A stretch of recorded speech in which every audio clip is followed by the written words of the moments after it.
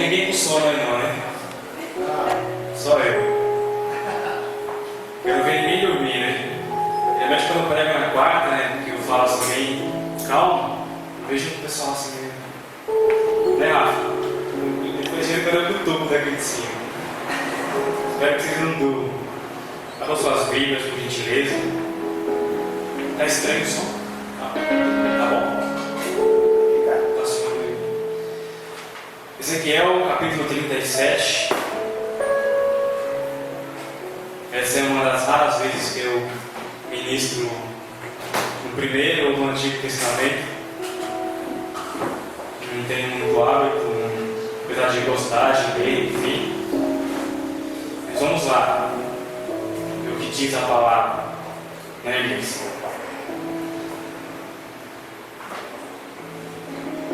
Vamos ler? Ninguém sabe onde está Ezequiel. Esse povo é ruim de Bíblia. Só ler Mateus, João, Paulo, Colossenses, Filipenses. Hoje vamos conhecer uma outra parte da Bíblia, tá, gente? Que tem também por aí. Ezequiel 37. Eu vou ler que os braços vocês acharem. Diz assim: a mão do Senhor estava sobre mim, e por seu espírito ele me levou a um vale cheio de ossos. Ele me levou de um lado para outro, e pude ver que era enorme o número de ossos no vale, e que os ossos estavam muito secos. Ele me perguntou: filho do homem, estes ossos poderão tornar a viver? Eu respondi: ó soberano Senhor, só tu o sabes.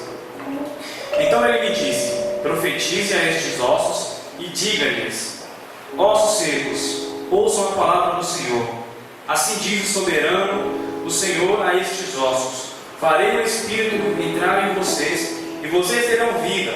Porém tendões em vocês, e farei aparecer carne sobre vocês, e os cobrirei com pele. Porém o Espírito em vocês, e vocês terão vida. Quanto vocês aqui. Então vocês, de novo, saberão que eu sou o Senhor. E eu profetizei conforme a ordem recebida. Enquanto profetizava, houve um barulho, um som de chocalho, e os ossos se juntaram, osso com osso. Olhei-os, e os ossos foram cobertos de tendões e de carne, e depois de pele, mas não havia espírito neles. A seguir ele me disse: profetiza ao Espírito, profetize, filho do homem, e diga-lhe: assim diz o soberano, o Senhor: venha desde os quatro ventos o Espírito, e sopre dentro desses mortos, para que vivam. Profetizei conforme a ordem recebida, e o Espírito entrou neles. Eles receberam vida e se puseram em pé. Era um exército enorme.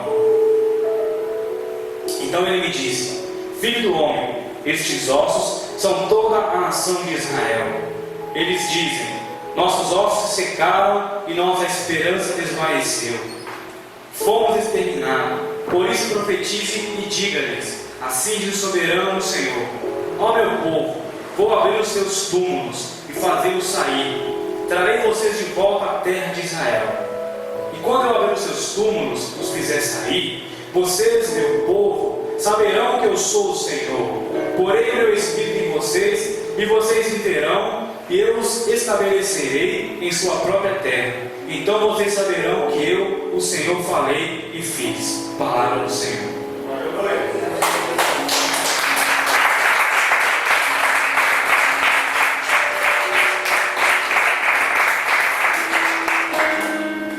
Curva sua cabeça por um instante, vamos orar mais uma vez. Senhor, obrigado por tua palavra que nós lemos.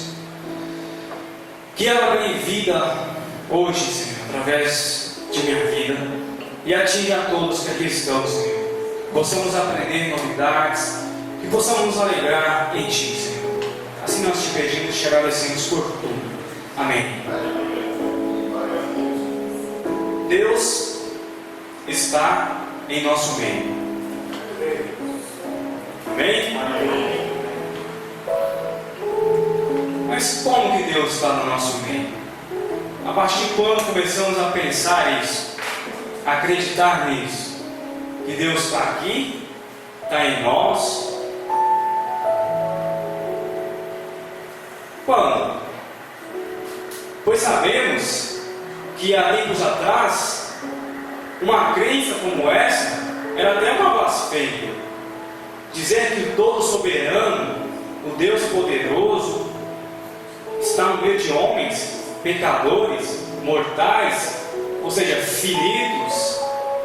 Houve tempos na história em que não era concebível pensar Deus imanente, ou seja, Deus presente em nós. Isso na tradição bíblica, né?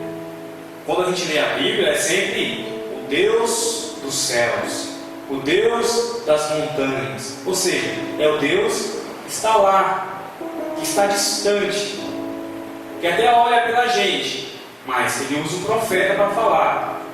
É o sacerdote que vai no templo para falar com Deus, ou seja, para intermediar você, eu, com Deus. Então esse era o pensamento das pessoas, vocês estão me entendendo? Inclusive o pensamento bíblico, né? O pensamento do Antigo Testamento. Então Deus é um Deus distante, então guarda isso.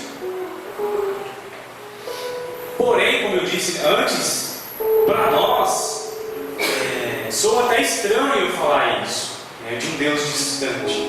Deus está aqui, nós sempre pregamos isso, nós sempre anunciamos que Deus é presente, que você tem contato direto com Deus, pois assim cremos. Essa é a nossa fé. E também não é novidade para nós dizer que Deus habita em todos os lugares, né? Deus não habita só na igreja de geração de adoradores. Deus habita na igreja batista, na igreja presbiteriana. Pasme quem quiser, mas Deus habita na igreja católica também. Deus habita lá na Tailândia. Deus habita lá na Arábia Saudita. Nós temos essa consciência que nós não possuímos Deus. É o contrário. Então Deus pode habitar onde quer que Ele queira. E Deus é Senhor do universo, portanto habita em todo o universo. Então esse é mais um fato para nós. É mais uma questão que nós concebemos, que nós acreditamos. Porém, isso não era tão claro para o povo de Israel no ano 587, mais ou menos, antes de Jesus, ou seja, século VI antes da vinda de Jesus. Isso não era tão claro para aquele povo. Se a gente lê a Bíblia, estudar os textos, prestar atenção, nós vamos perceber isso. Quando o povo de Israel foi exilado, foi deportado para a Babilônia, né, no exílio babilônico, o povo ficou desesperado. Por quê? Porque para eles, Javé, como eles chamavam Deus, habitava em Jerusalém, né, a cidade santa, em que nós sempre lemos e conhecemos. Então, se o povo é levado para uma terra estranha, para uma terra de outros deuses, como eles acreditavam, agora não teriam mais a proteção de Javé, a proteção do seu Deus. Então o povo pensava isso. Estou tentando, espero que seja chato, estou tentando lembrar vocês da história, um pouquinho de história aqui, aguenta aí.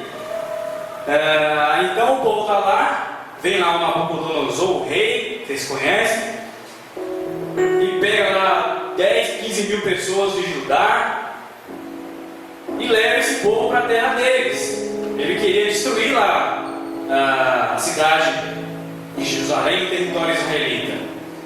E lá na Babilônia, lá em outra terra, tudo era diferente, os costumes eram diferentes, eles tinham vários deuses, não era um Deus só. Então era outra vida.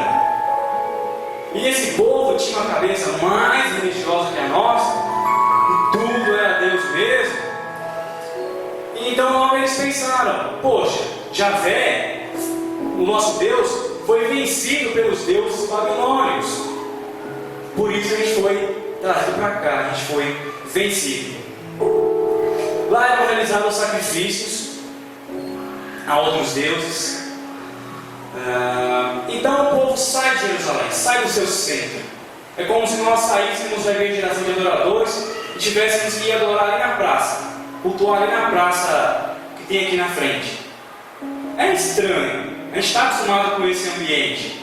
Se a gente tivesse que cultuar todos os cultos lá ali na praça, na chuva ou com moto passando com barulho, sai do centro do nosso costume, muda tudo. Então você não vai caminhando comigo aí. O povo está nessa situação, o povo de Israel. E essa questão do exílio, da deportação do povo, ela é econômica, ela é política, sim, mas ela é também, ou muito mais, espiritual. Como eu disse, o povo pensava que haviam sido abandonados por Javé. E também, Javé havia castigado o povo. Porque nós lemos na Bíblia que esse povo era meio idólatra, né? Vez por outra eles criavam um bezerro de ouro para adorar, vez por outra eles abandonavam os costumes de Javé. Então, quando o povo é levado para um lugar diferente, logo eles pensam: nosso pecado foi tão grande que Javé, que o nosso Deus, aquele que nós amávamos, aquele que nós servíamos, nos abandonou, nos deixou. E por isso estamos agora nessa terra, desolados, sem poder fazer, sem poder ter a nossa vida normal. Então Javé, para eles, havia ido embora, havia os deixado. Por que eu estou dizendo tudo isso? Talvez seja até meio chato aí. Porque a grande descoberta do profeta Ezequiel, esse que nós lemos, a grande obra que ele fez foi descobrir o seguinte: Deus também está ou estava com o povo exilado. Deus não se limitava à cidade de Jerusalém, que ficava a quilômetros de distância. Não. Deus era um Deus tão bom, tão maravilhoso para com aquelas pessoas, que Ele também estava com eles em terras estranhas. Também estava com o povo, mesmo aquele povo sendo idólatra, mesmo aquele povo não merecendo. Portanto, Ezequiel vai gritar em seu livro, com suas palavras: Deus está no meio de nós. E o que isso significa? Vocês podem perguntar, se vocês já sabiam disso. Isso significa tudo. Um povo sem Deus é um povo sem nada. Um povo sem Deus não tem esperança. Um povo sem Deus vive de qualquer forma, não importa o outro, a vida vai acabar daqui a pouco mesmo. Um povo sem Deus não tem um alvo a seguir, não tem metas para cumprir, ou não importam as metas. Então era assim que esse povo se encontrava, sem motivação, sem vida, né? É assim que muitas pessoas se encontram, às vezes, em momentos de suas vidas. E era exatamente dessa forma que esse povo estava. E surge lá então o homem de Deus, que vai gritar: não, vocês estão sofrendo à toa, vocês estão reclamando da vida à toa. Deus também está aqui, Deus está no meio de nós. Portanto, a frase. Então daí vem a ideia de Deus está no meio de nós. Daí vem a concepção de que Deus não está nos altos montes, que Deus não está apenas no irmão que ora mais, que ora menos. Não, Deus está em todos os lugares e em todas as pessoas. Amém? Daí nós passamos então a conhecer melhor a origem desse pensamento agora, a partir de hoje, se vocês não conheciam. Então o que Ezequiel faz? Ele faz uma transferência. Que conceito é esse? Deus estava lá e agora passa a estar em Babilônia, em terras estranhas. Ele, em sua mente teológica, transfere Deus de um lugar para o outro. É claro que não é uma transferência. É claro que ele concebeu que Deus é um Deus de todos os lugares. Não é limitado como nós. Então essa concepção é totalmente nova para aquele povo, para aquela época. É uma concepção que ninguém havia tido. Cada um tem o seu Deus, cada povo tem o seu Deus e sua forma de adorar. Para exemplificar para vocês lembram quando a mulher de Samaria, chega para Jesus e diz: Mestre, mas aonde devemos adorar? Em Samaria, em Jerusalém, não sei aonde. Por quê? Porque mesmo na época de Jesus, essas pessoas também ainda pensavam assim. Porque que havia um lugar certo para adorar. Que se não fosse naquele lugar, Deus não aceitaria a adoração. E às vezes a gente pensa um pouco assim também. A gente pensa que Deus só vai receber a nossa oração, nossa adoração na igreja. E não é.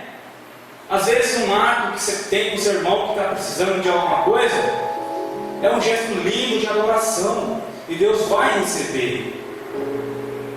Essas pessoas muito religiosas ainda pensam assim. Aí fica na igreja de segunda a segunda e não sai da igreja, porque se eu não estiver aqui Deus não vai ficar feliz comigo. Aí esquece a esposa em casa, esquece de sair com os filhos, esquece que a vida e que Deus está em todos os lugares, repito. Então Deus vai receber a sua adoração lá fora também.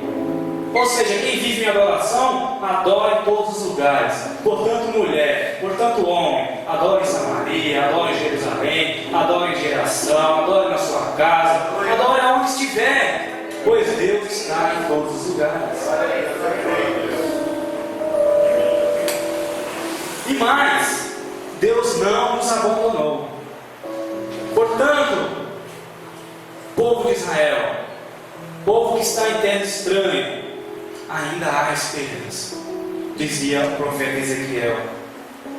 Ainda há esperança. E nós podemos voltar para nossa casa. Nós ainda podemos rever nossos parentes que deixamos lá, nossos costumes que gostávamos tanto. Ainda há esperança, porque Javé luta por nós, porque Deus luta por nós. Veja, tenta imaginar esse povo. Volte somente aí a 2.500 anos atrás. Imagine esse povo ouvindo isso de Ezequiel. Eu não sei se é meio estranho a gente pensar assim, mas eu fiz esse exercício. Olha que alegria, olha que gozo para aquelas pessoas saber que não foram abandonados. Exemplificando de novo, é quando a gente pensa que ninguém olha pela gente, que está numa situação tão ruim que ninguém te vê. Aí de repente aparece um amigo que diz: olha, eu estou vendo, o que você está passando, o que está acontecendo? Aí chega lá, te acolhe, te abraça, te aconselha, te ajuda a superar aquilo. É essa a sensação que aquele povo sentiu naquele momento, eu imagino. Sensação de libertação. Então, que momento especial que esse povo viveu quando Ezequiel teve essa plena concepção de que Deus estava também com eles. Então as pessoas podiam sorrir novamente e também esperar pela libertação e pela volta para casa. Essa visão que Ezequiel teve, isso aqui é uma visão, no capítulo 37, em que Deus vai até Ezequiel e mostra para ele, é mais uma das simbologias que tem tantos no livro de Ezequiel e que simboliza exatamente o povo. O povo estava como ossos secos, sem vida, sem pele, sem tendões, sem forças. Então Deus diz: fala para esse povo sem esperança, que eu vou revivê-los, que eu vou trazer vida novamente para eles. É para eles esperarem isso. é para eles acreditarem nisso. No Brasil, há muita gente sem casa, sem esperança e aparentemente sem Deus. Muita gente com uma situação parecida desse povo. São pessoas excluídas e exiladas em buracos, em lugares que não deveriam morar, em condições subhumanas. Há certos lugares que as pessoas habitam que não tem um saneamento básico, que não tem energia, que não tem condições nenhuma de se morar. É como se o rei construísse um castelo imenso e trouxesse tudo que há de bom para dentro daquele reino e o povo ficasse atrás dos muros. É como hoje, não mudou muita coisa. Há casas gigantes, imensas, palácios até, inclusive de pastores, enquanto muitos padecem em casas que não deveriam habitar nem sequer um animal, e lá habita um ser humano. E como nós vamos chegar? Não vou adiantar a minha mensagem, depois eu falo. E como essas pessoas vão olhar para aquelas paredes sujas, para aquele lugar até sem teto às vezes, e pensar, ou dizer, Deus está aqui. Como elas vão dizer?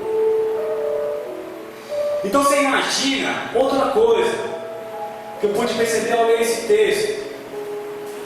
Como Ezequiel foi corajoso nesse momento histórico do povo israelita. Veja, o povo está exilado, está onde não queria estar, em terra estranha, sendo até maltratado, sem esperança de voltar, porque tem soldados cercando eles e eles não podem voltar.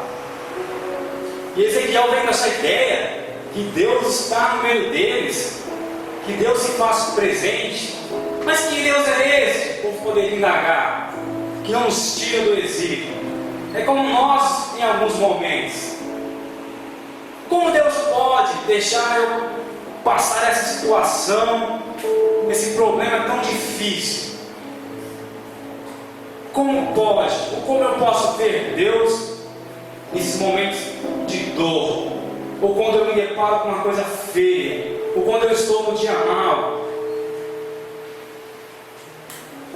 Tem que ser muito crente, como diria o Elias, para falar que Deus está onde aparentemente não se vê ou não vê.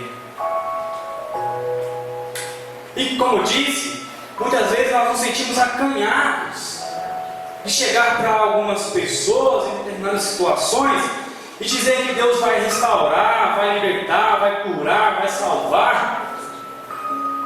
Às vezes eu confesso que eu me acanho de dizer, e não seria estranho essa nossa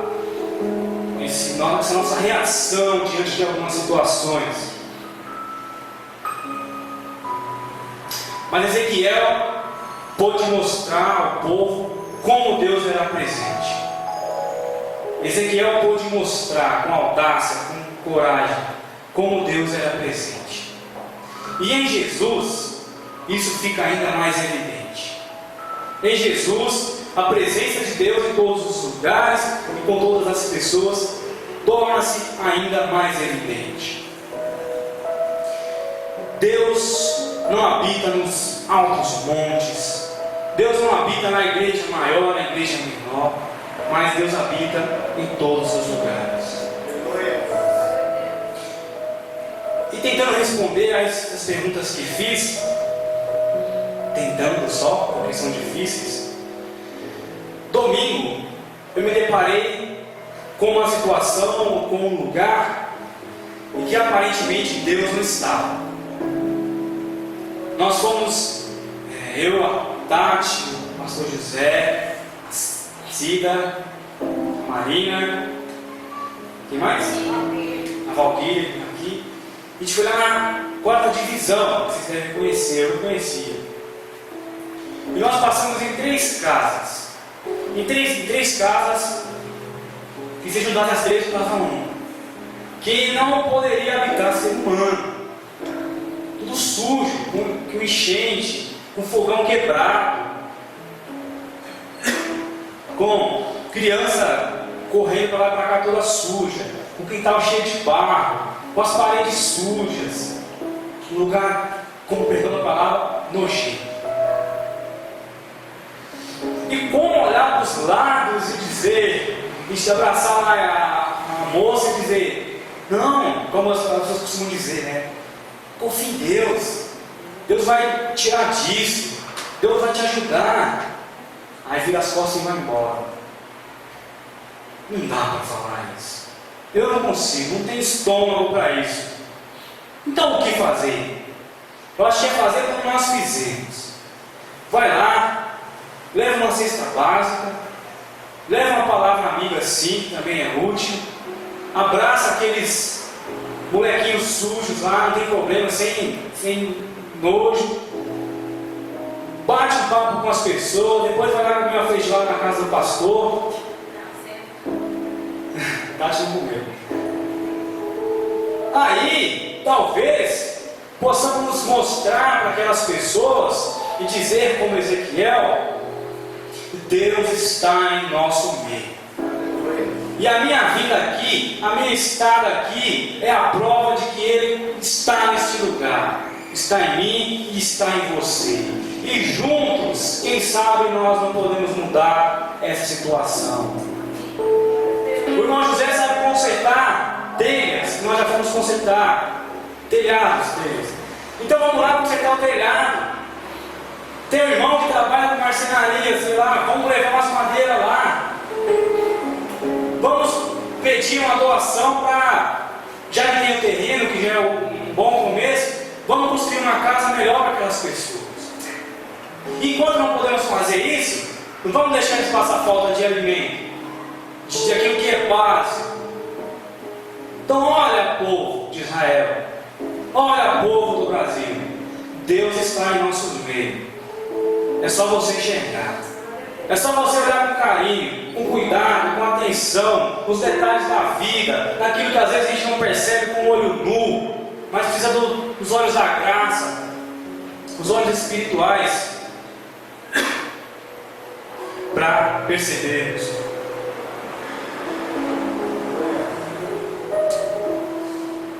Deus está em nosso meio. Em Jesus, tão importante quanto falar da presença de Deus é mostrar a presença dele. Então não se contente como a maioria de falar de Deus, de falar que Deus está presente aqui e acolá. Não, mostre a presença de Deus, pois Ele habita em você, Ele está em você, e essa luz que está em você pode, deve refletir no irmão carente de ver Deus.